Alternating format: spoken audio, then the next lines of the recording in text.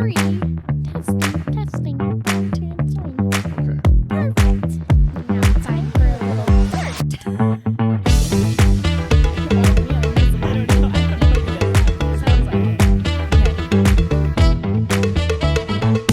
Welcome to Kidmin Backstage, the place where we talk about kids ministry and take a peek behind the scenes. We try to share a little bit of what we've learned that works for us and some of our failures so you can avoid them.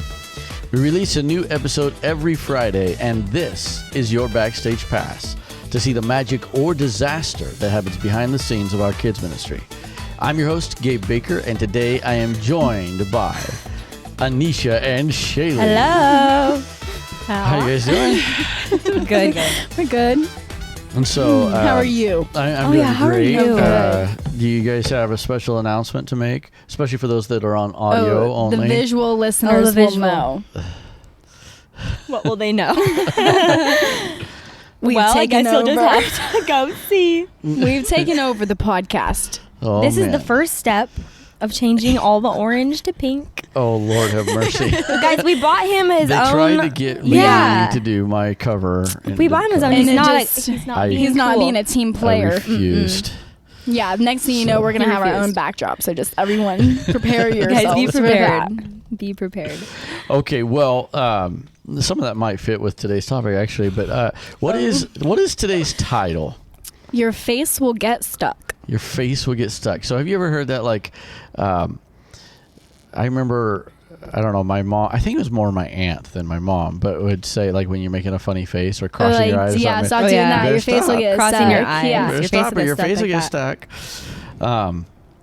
And so it's probably not the best title, but basically It makes sense now to me. Yeah, when you read the context. So the idea is, so in ministry, and like if you think of business or whatever, and I know ministry and business are not the same thing at all, but if you're thinking of running a ministry, then and we believe in following the Word of God, and a lot of people are against, like, quote unquote programs. They're like, we don't have programs. So, I don't know what to say about that, except that I believe that systems, when you have systems in place, I know that this applies like in work for sure.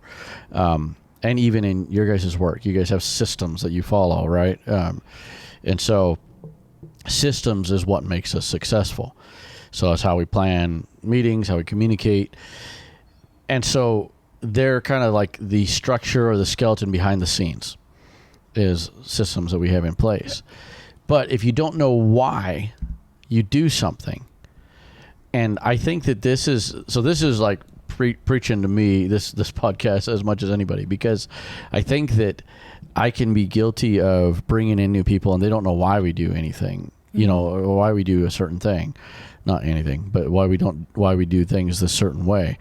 And so if we don't know why and we just become a slave to the system itself, the structure, then we risk becoming like stagnant, or we don't grow, or we don't innovate.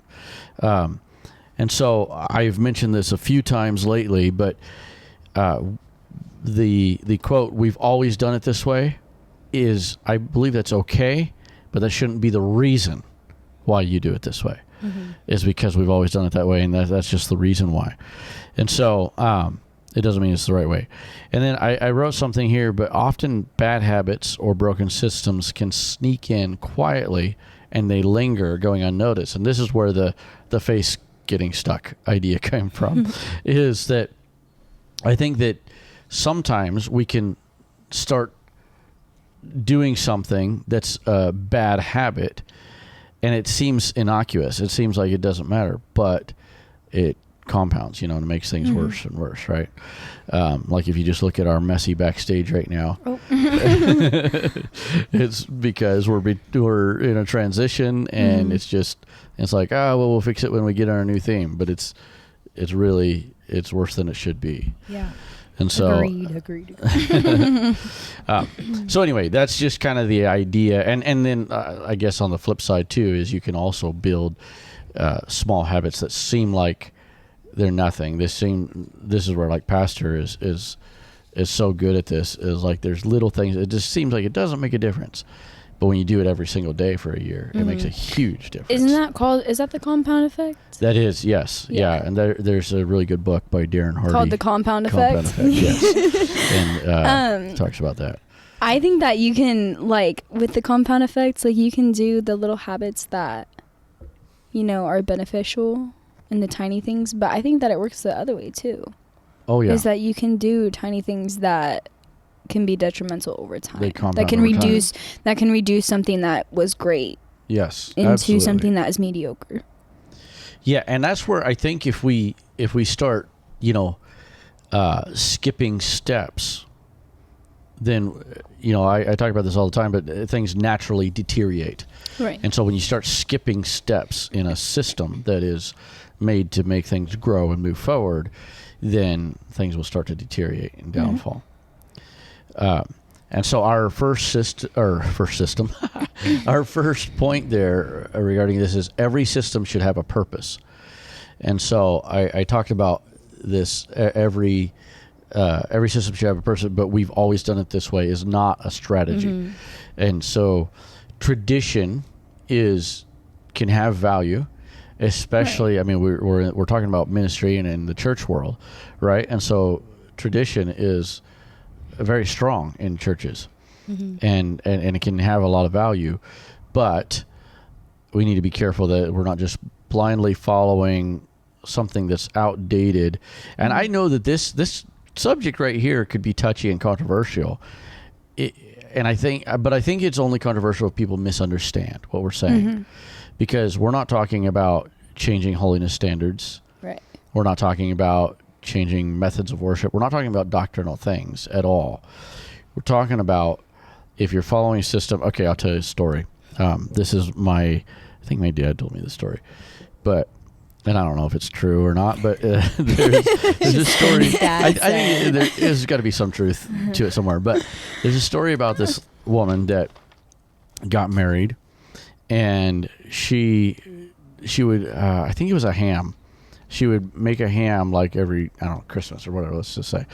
And she would get it, and she would chop both ends off, like a couple inches off of both ends, and then throw it into, what do you do? Do you bake ham? You're talking to someone who's never cooked ham. Okay, Anisha, what do you do? Don't Do you really bake know ham? about. I think you bake it. Okay. Don't ask me that, really. I don't know about ham. Don't ask me any questions about cooking any type of meat. Anyway, so I think it would be baked or whatever. I just say go until it's blackened. Put it in the microwave. No, I would say go until it's blackened on some sort of grill until there is no pink. Yeah, open flame.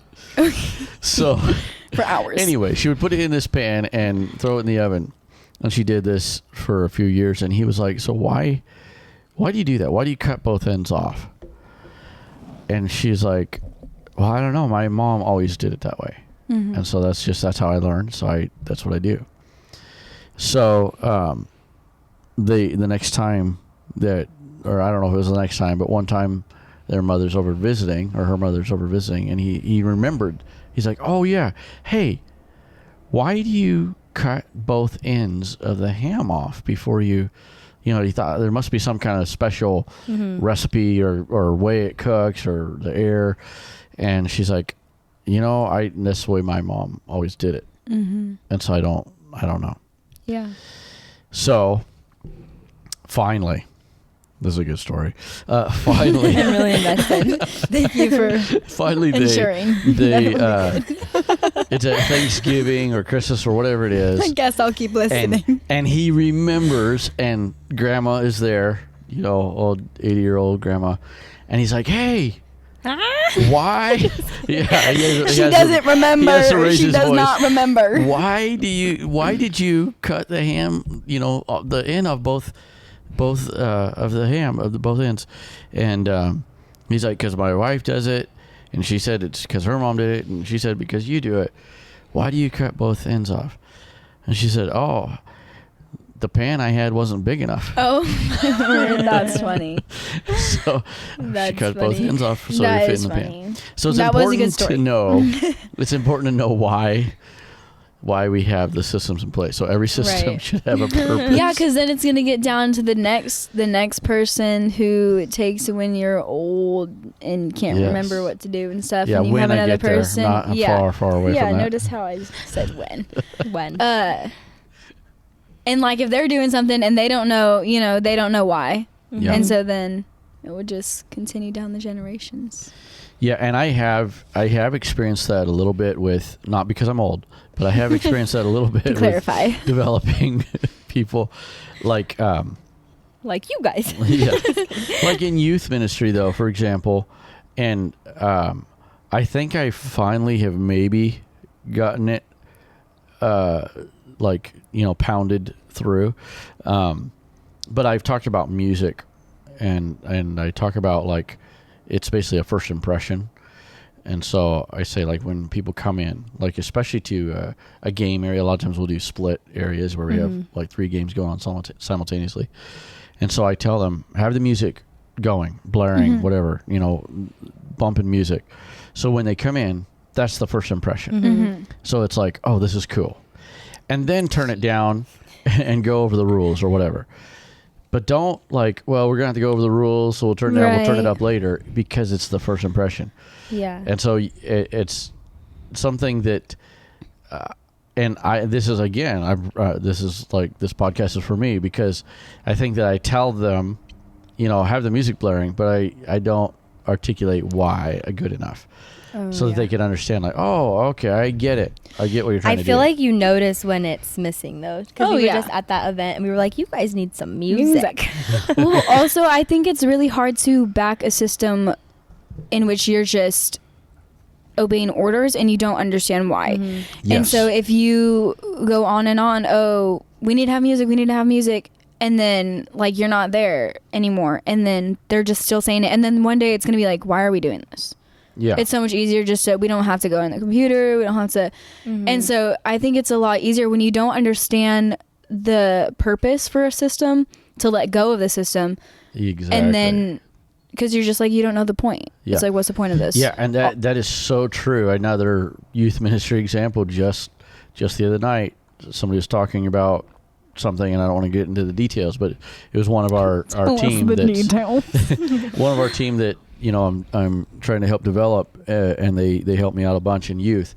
And so I kind of was explaining to them why we did a certain thing that we do, because I said it was about a specific youth night, and I said, yeah, it would be okay this time, but remember, here's the reason why we don't typically do this. Right. Because it will create this culture over time, and so this is why we do this. And so it kind of leads to another note on here, is that systems should serve the vision and not replace it. So the system is a tool, it's not the goal. So like what you said, it's the system or the structure of how we're doing something is to get us to the goal. It's not the end all goal. Right. We've done some in the past video production type things, and the video production on a high level is extremely involved. There's massive amounts of planning before you ever turn on a camera, and script and timing and lighting and just tons of stuff. And then the production phase, there's all kinds of steps, and then there's the post-production. So I use that as an example just because it's such a massive thing. On a high level, it's a massive thing. And so when you're like professional in that area, there's many systems that they have in place. And I remember when I first was kind of getting into doing video production, I was like, oh, we don't need to do that. We don't need to do that. And then you find out, you get all done with the production. Luckily most of our quote unquote talent is not like paid or have to travel, but you get done, you're like, oh, we need to reshoot that scene because we didn't do this. Right. We didn't have this in place. And so then you discover the hard way, why that system was there. And so the system is a tool. I don't know where we're at on we're running slow. I guess we got to speed this thing up. Okay, but one other thing, this kind of ties into what you were talking about, Shaylee, is purpose-driven systems invite innovation. So when you understand why something exists, you're more likely to improve it. Well, we talk about this with our Sunday school script all the time, is when you understand what today's lesson is. Like if today's lesson is on, worshiping God no matter what, let's just say. If that's today's lesson, then if you forget your part in the script, or if you're trying to just do ad lib, or if we're doing something spontaneous, or if you're having to do filler, anything, you know the context and you know what we're trying to teach. So now that gives you like the the focus and the direction. But then also, to take it a step further, if you know a script, or let's just use a Bible story, when you know it inside and out, when you take the time to pre-plan and you know it inside and out, that actually, it doesn't bind you up more. Like some people think like, oh, well, I have a script, now I'm stuck. I would rather just ad lib. But if you have a script and you know it extremely well, now you can ad lib way better. Because you know it so well. It's ahead. You know how to tie I think it in. another part of that is like, well, okay, so we have segments and we have like an offering segment and a memory verse or whatever. And it's like, you can just go in offering and be like, hey, we're taking up offering. Right. But if you know, like, oh, today this person is going to get kidnapped and we have to pay ransom. Okay, like, yes, you're taking up an offer, like you can tie, or if you know the lesson and it can tie into the memory verse or the story, anything like that. It adds such another layer of just knowing your little section, reading your little section on the script, like having that broader view, having of all why. of that to know, like how much cooler it can be is crazy, because you Way could more have done, connection. exactly, and it sticks more, absolutely. and it makes it less like mundane, like, oh, this is what they say every week. They say It's like a script. right. Worship is, And haven't we what been is it? trying?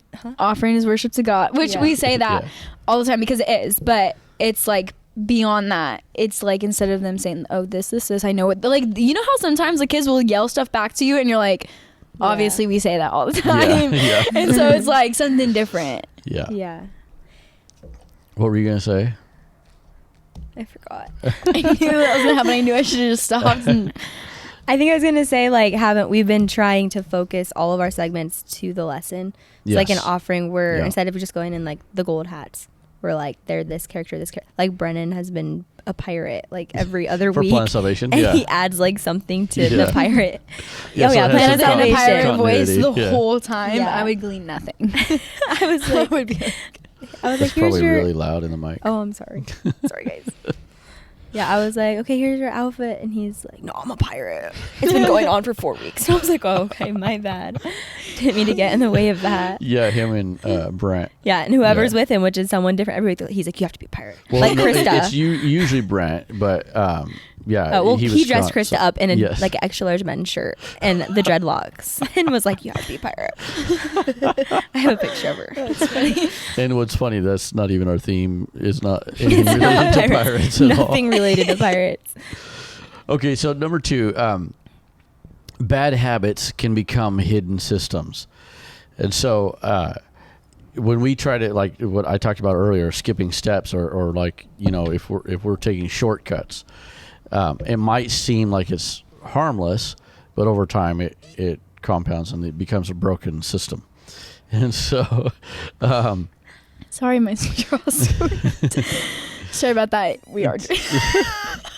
Did you do it too? Yeah. It wasn't real. Oh. Let me try mine. Okay. So one system that we probably need on the podcast is maybe we're gonna have to get rid of drinks. No. It's so warm. Outlaw straws or something. But and maybe no straws. But yeah, so skipping steps. So this kind of is the other side of it. When you know why a system is in place, then you don't skip a step. You know why we do that. And so it's like, oh, this is important. This is the reason why we go over this. Like, okay, this is probably a really obvious one, but I'll just use it as an example, is Plan of Salvation. So Plan of Salvation is part of our system that we have, if we want to call it that. So in our script, every single week, we do Plan of Salvation. Every week. And then something I've been doing lately is I do Plan of Salvation in the opening welcome as well. Oh, yeah. So we're hitting it twice. But we do that every single time. And so somebody could... I just thought of something that made me pause. But anyway, somebody could look at that maybe, like you said, in the future when I get old and decrepit. Somebody could look at that and say, well, man, we don't need to do it every single week. Or maybe let's do a series and we're going to do repentance and then baptism. We're not going to cover the whole Plan of Salvation. And so there's a reason why we do it is one, there's more than one reason, but one is we have kids that come on the bus, and it may be the only time that they ever come to our Sunday school. So we want them to hear the Plan of Salvation. The other part is we want it to be drilled into our kids. We want them to hear it every single Sunday and know it inside and out. They know the Plan of Salvation. What made me pause is I thought of altar service might be a better example because there are some Sunday schools that don't do that. I mean, there might be some that don't do Plan of Salvation either. But there are some Sunday schools I know just from experience that...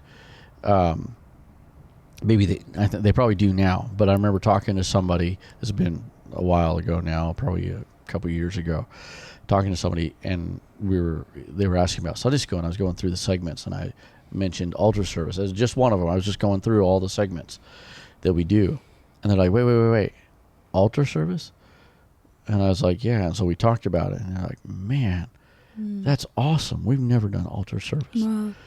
And so that one of the things, I've said it before on this podcast, is every Sunday school is different. Every Sunday school is unique. And so you might not do segments like we do. Great Sunday school that I know of didn't do offering. I think they might now, but they didn't do offering, at least not as a segment. They did it after Sunday school or before. And so that's fine. But I feel like the altar service... or some kind of prayer, might be 5 kids, so maybe it's not an altar service, quote unquote. But I think it's a non-negotiable. Yeah. I think that you should always, now, I mean, sometimes you run out of time or whatever, but that should always be on your agenda, is to have some kind of altar service or prayer. And like you said, like, if you have a kid and this is the one time they've ever come to Sunday school, like for them to have that opportunity, this is gonna be if this is the only time, they're ever gonna be in an altar service. Yes, it could be. Yeah, could be. Yeah, exactly. Okay, so the other thing is poor systems can often disguise themselves. This is really Sunday schoolish, right? They can disguise themselves as efficiency, and so it can feel faster right now, but then it can end up costing more later, so cutting corners, and it can lead to confusion, burnout, all of these things. So when there's things that there's many things that we do in different ministries, not just Sunday school, but there's many things that we do that if you start, and this is so much overlaps, but if you don't know why you do it, and you start cutting the corners and be like, well, this is faster, or this is easier. Okay, I'm going to use another youth ministry example just because maybe it's on my mind. I don't know. But here's another example. So lately, I have a few times been doing like, I guess it's sanctioned. A lot of times it used to happen organically, but I have promoted it and even made sure people brought their like guitar or something. But I've promoted having a little jam session after youth. So you guys, been seen that lately, and there's a method behind it. And so somebody last time we did it was trying to shut it down. Like, okay, it's time to go. It's time to leave. So I talked to them about it a little bit, and I was explaining the purpose. And so one thing is, used to be when I was youth leader, I never, our youth goes 7:30 to 10. I never left before midnight.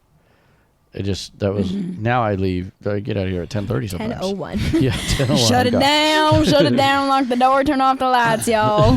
We are going to bed. We're too old. One of the things, though, is I remember back in the day, I remember we would have some jam sessions after youth, and it would actually turn into like serious. worship. Yeah. And it would be powerful.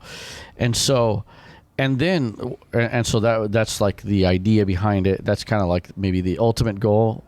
But I was telling the youth helpers, I was saying, but here's the thing: is even if it's just kind of goofing off, singing, and we get people up there that don't ever usually sing, and they're kind of playing, and we're doing music. We're doing insert clip of Luis worshiping that one video. Yeah.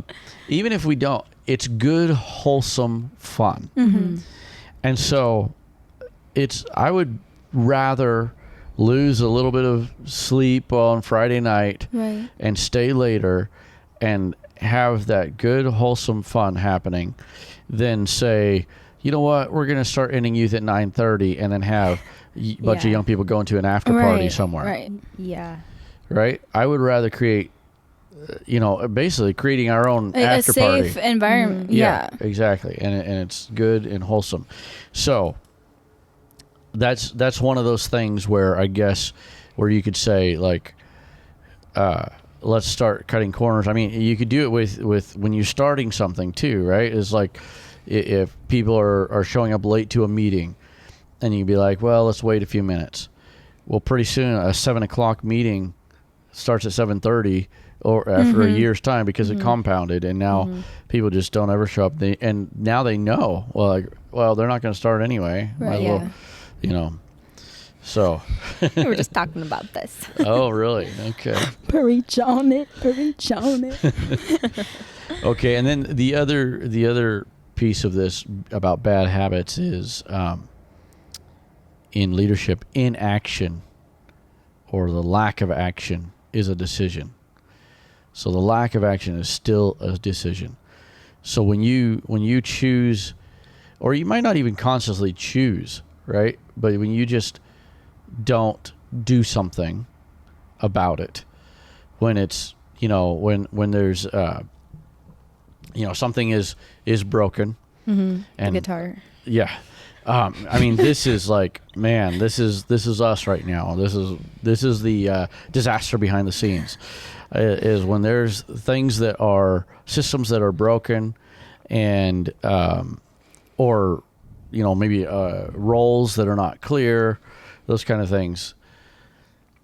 It's the decline, the deterioration, and neglecting to act on it. This is me, because I'm the leader of our Sunday school. Neglecting to act on that is a decision. Isn't it like the thing, like lying by omission is still lying? It's like this saying, isn't it like the thing? Same idea. Yeah. It's like by not saying anything, you're still deceiving. It's still deception. Yes. Same yeah. idea. So the lack of action, basically, I put let's see, choosing not to evaluate or change a broken system is itself a form of leadership, just not a good one.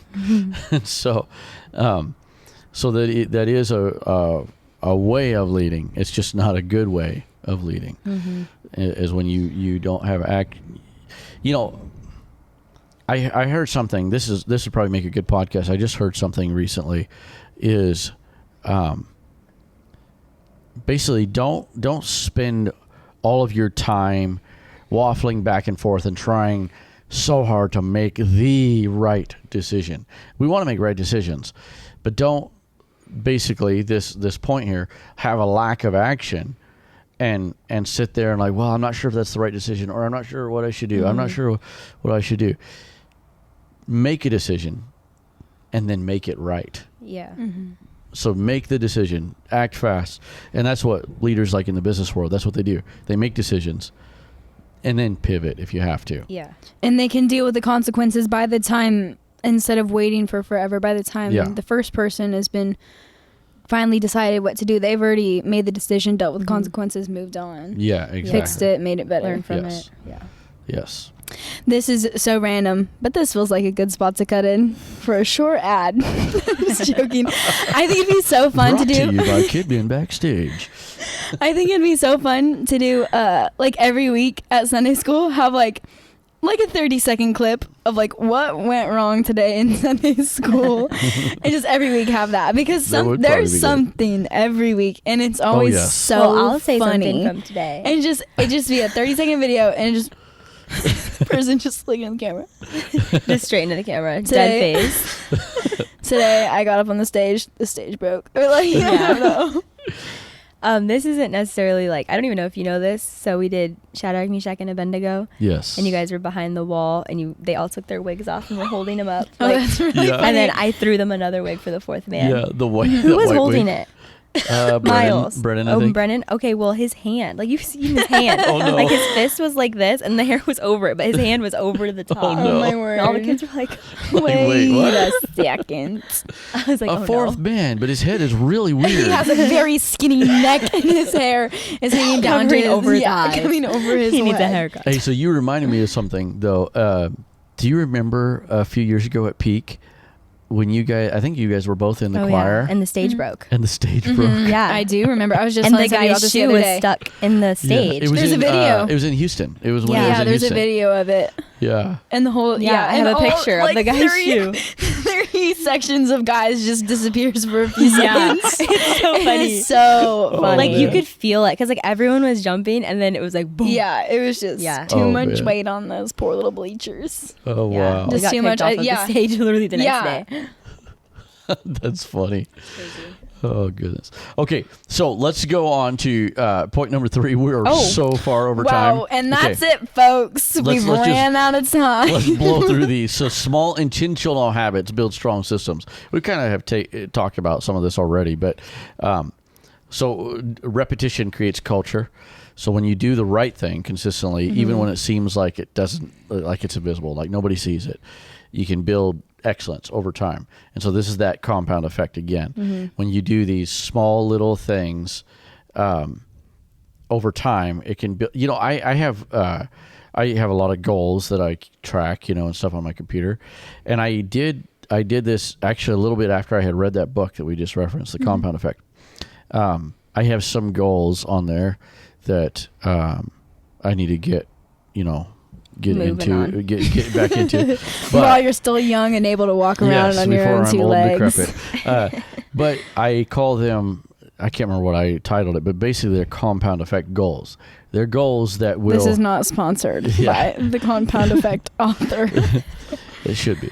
But they're goals that are, they're long term, but they're something that, like, if you just do a little bit every day, it will make a big difference in the future. Not all goals are like that. And so it's just, you know, if you can do a little bit every day, then they'll make a big difference. Okay, so It's like your system is your foundation, and you're supposed to build off of that. yes. And you're supposed to, those little habits you do and stuff are supposed to build. You can't, stop at the foundation. You have to exceed past that. Mm-hmm. And if you cut corners on the foundation, your house is going to fall. Yes. Right. Well, and like, I like what you said about foundation, because I said something. I was recently in a leadership meeting, and I had wrote this down as a note. I don't remember if I talked about it on a podcast or not, but I'll mention it here. Is and this was just like for personal growth, I guess, but put a system in place that yields the outcome you want. So put a system in place that yields the outcome you want. If you want to be super fit, put a system in place. You know, you gotta exercise, you gotta eat a certain way. These are systems that will yield, and it's not going to happen tomorrow, but it will yield the outcome that you want. And so, and it's different than like, I guess a diet could be a system, but really we're talking about kind of a system, you know, that's long term. And so in ministry, if you like, okay, we want, there are outcomes. We want kids to get the Holy Ghost. Those are outcomes that God does that, right? We don't do that. But we can put a system in place where God can work. where God can do that creates work. the environment. That creates the environment, creates the atmosphere. And then we want to disciple kids. And so that's certainly something that we can do. That's a system that we put in place. So we're discipling these kids and they're learning. So if you think of like cradle to the grave, you know, they're in Sunday school for what, 6 years, 5 through 11. So when they go through Sunday school, this process, and we probably could have a better outline of that, but this process, they're going to know this if they're in Sunday school that whole time, you know, like church kids that come every week. So anyway, and then finally, just the last point here is that regularly look at your systems. Kind of going back to the ham. Like, why do we do this again? Do we need to adjust this? Been wasting ham And make sure that you're doing, like, that you are adhering to, like, what you, because I think that you can let things slip, and then pretty soon you don't realize, you're like, oh my word, we aren't even actually doing what we had planned to do. Yeah. Like, and we're not abiding by what we actually wanted to in the beginning. And you can throw out a system, blaming it on the system, saying the system doesn't work because you didn't actually follow it. Because you didn't work. Yeah. Like, let's go back to the diet, for example. Like, oh, I tried that diet. It doesn't work. Yeah. But it's because you We didn't ate a really box of follow donuts it. at the end of the night. Yeah, exactly. You ate some Turkish delight. Yeah. So. Did you skip point B? Or you just didn't read it? I didn't read it. I don't think we made it to a whole point 3. So, healthy systems free people to thrive. Did you have something in there that you wanted to expound upon? No. I was just looking. Just wanted to point out that you missed it. I was just, it's kind of, I think we covered it in the systems because I was talking about when good habits become automatic. And so and it kind of goes back to culture. When we have these good habits, good systems in place, it's a culture thing. So, okay, so to recap really quick, every system should have a purpose. And we've always done it with this way. It's not a strategy that you should follow. And systems serve the vision. They shouldn't replace the vision. They're just a tool. Purpose-driven systems invite innovation. And then the point number 2 is bad habits can become hidden systems. You take those small shortcuts. They can become long-term liabilities. And a lot of times those poor systems will disguise themselves as like, oh, this is more efficient. This is quicker. It's quicker if we do this. And then inaction is still a decision. It's still a way of leading by not deciding. And then number 3 is small intentional habits build strong systems. So repetition creates the culture, and then those healthy systems can free people to thrive. And then we need to have regular reflection on our systems. You know, are they working? Are we doing it properly? Okay, a few podcasts really quick. So this one, if you want to see the Pink microphone microphones. covers. if you want to see the microphone invasion, then you can go to YouTube. It's begun. Guys, comment below what we should add next. That's pink. Yeah, we were thinking new table. Oh boy. New And table. new backdrop. So Kidman Backstage, you can search that on YouTube, or the official channel name is @Gabe-Baker. And then there's a few podcasts. Let's give a shout out to Apostolic Children's Ministry 2.0 with Philip Booker, Apostolic Children's Network with Brother Chris Bradshaw, Growing Up with Papaw with Brother Jason Ashley, and then Sunday School Minute with Brother Eric Stender. And there's 2 of them, Truism and Sunday School Junkie with Brother James Pelletier. And so those are some great podcasts to check out. And of course, right here at Kidman Backstage. And I know you guys can't see that. Oh, I can see. Oh, okay. Shaylee doesn't even know there's an iPad over there. She's still looking for it. She's like, there's some kind of light I see over there. There's a light. So He's all right. reading something off in the distance. Well, I think we're over time, so that's And a as wrap. always, feel free to join into this podcast Join in. How do they join in? by looking up Kidman Backstage Okay. on At the any beginning. platform that you Listen to Are your you on pod. Spotify? Yes. Spotify, We're on all Apple the platforms. Podcast. YouTube. Our main listeners are, well, probably YouTube, but our main listeners as far as audio only is Apple Podcasts. Apple Mm. I think that's Podcast. the biggest Apple ones. Podcast. That's where it's at. Yeah. I don't use anything else. I wouldn't know where else to look. I don't know how to use Spotify, but we're on there. Yeah, so we're on there, and then YouTube, we get a lot of people that listen there. So, all right. Well, thank you, ladies. No problem. Anytime, except not anytime I have to get up early the next day. Also, not anytime I'm too tired. Also not anytime that. Not anytime before church, 'cause